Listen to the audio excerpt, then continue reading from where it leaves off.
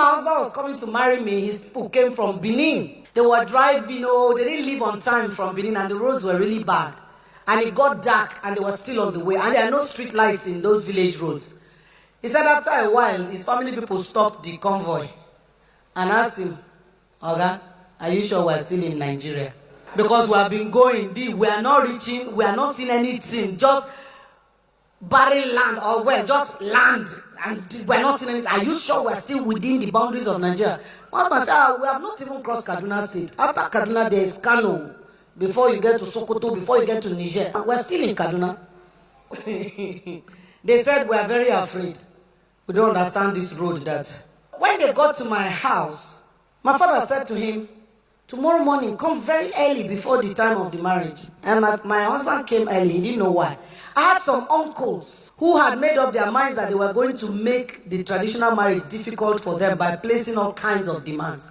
And in the north, those of you that don't have money, let me give you a spoon. Go and find wife in the north. It's very cheap.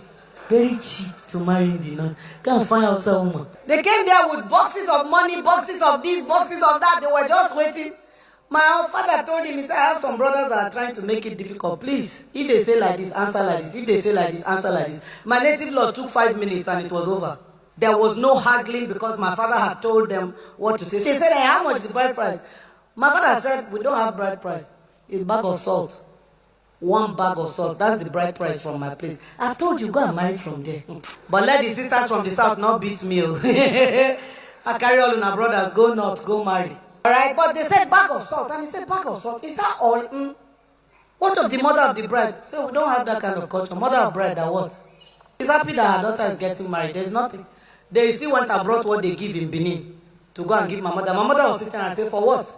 They say, ma, that's how we do in our place. We don't do that here. Money should never be a reason why you don't marry. You know why it is a problem for you? It's because you want to be like the Joneses. You want to measure up to some wicked standard that nobody has defined.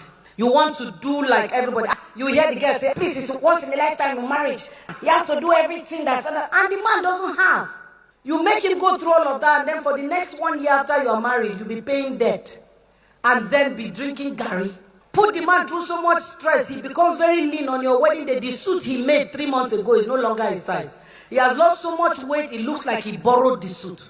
And this is the man you are going to be living with for the rest of your life. And you allow them to pass him through the eye of the needle. Who says we must do everything now? When I was getting married, I told my husband, listen, cow is cheap in the north. That's why I bought cow. If not, I would have used goat. Buy 1 cow. Cow was how much? 35,000. That's how much we paid for cow.